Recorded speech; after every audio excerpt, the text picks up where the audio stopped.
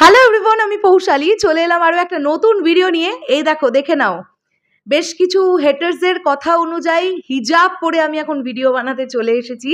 কিন্তু অদ্ভুত ব্যাপার হচ্ছে, তাদের কথা অনুযায়ী আমি মেগাস্টার শাকিব খানের ফ্যান্সদের কেটার করার জন্য হিজাব পরে ভিডিও বানাই। মানে আমার ওড়নাটাকেই তারা হিজাব বানিয়ে দিয়েছে। কিন্তু অবাক ব্যাপার, এখন আমি দেবদাকে নিয়ে কথা বলবো, কিন্তু ওড়না মাথায় দিয়েই কথা বলছি। যাই হোক, যদিও দেবদার ফ্যানেরা এই ধরনের কোনো কমেন্ট বা হেট্রেট করেছে বলে আমার মনে হয় না।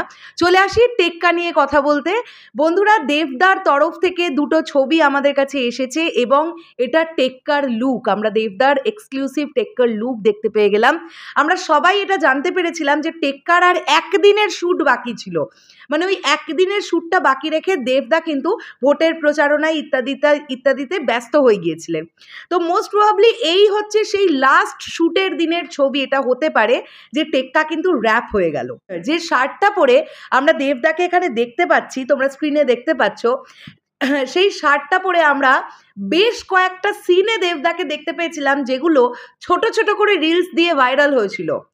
দু একটা ছবি দেখতে পেয়ে গেছিলাম, যেগুলো শুটিংয়ের সময় টুকটুক করে কেউ তুলে সোশ্যাল মিডিয়ায় দিয়ে দিয়েছিল। এই হচ্ছে সেই কমন শার্টটা যেটা এখনও দেবদা পরে আছেন। মানে আমি তো খুব অদ্ভুত, এটা ভেবে অবাক হয়ে যাচ্ছি, ব্যাপারটা কি এইরকম গোটা ছবি জুড়ে আমরা দেবদাকে একটাই কস্টিউমে দেখতে পাবো? মানে নানান সময় নানান ছবিতে দেবদাকে এই শার্টটা পরেই দেখতে পেলাম। লাস্ট ডেটেও এই শার্টটাই মোস্ট প্রবাবলি পরে আছেন। তাহলে কি এটা গোটা একটা দিনের ছবি?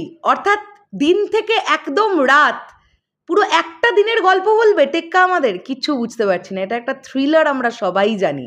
তো দেবদার লুকটা এখানে প্রচণ্ড ভালো লাগছে এবং এই গল্পটা একটি বাচ্চা মেয়েকে কেন্দ্র করেও তৈরি হবে এবং এখানে আমরা তাবড় তাবড় অভিনেতা অভিনেত্রীদের কাজ করতে দেখতে পাবো।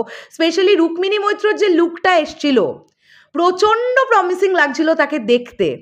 তো সেখান থেকে দাঁড়িয়ে আমি খুব এক্সাইটেড। ডেফিনেটলি এই লুকটাতে দেবদাকে প্রচণ্ড ভালো লাগছে। আমরা বড় বড় দাড়ি দেখতে পাচ্ছি, এলোমেলো চুল, এবং মুখটার মধ্যে যদি আমরা মুখের ফিলিংসটা দেখি, ফেসিয়াল এক্সপ্রেশন দেখি, একটু রাগান্বিত টাইপের। তো অ্যাকচুয়ালি গল্পটা কিভাবে আবর্তিত হবে আমরা কেউ জানি না। তবে সৃজিত মুখোপাধ্যায়ের ডিরেকশন, তো লোকজন ওয়েট করে বসে থাকে। কিন্তু গতবার যদি আমরা দুর্গাপুজোয় ফিরে যাই, দশম অবতার মিক্সড রিভিউ পেয়েছিল ছবিটা, তারপরেও দুর্গাপুজোর সবচেয়ে বেশি কালেকশনটা দশম অবতারই করেছে। কাজেই সৃজিত মুখোপাধ্যায়ের পরিচালনা দেখার জন্যে একদল অডিয়েন্স কিন্তু রেডি হয়ে থাকে। তার সঙ্গে সঙ্গে দেব সৃজিত জুটি যখন আসছে, তখন এক্সাইটমেন্টটা অবশ্যই বাড়বে। এবং দেবদা যখন দুর্গাপুজোয় আসেন, লাস্ট 2 ইয়ার্সের কথাই যদি আমি বলি, কাছের মানুষ এবং বাঘা যতীন দুটো প্রজেক্টই কিন্তু হিট।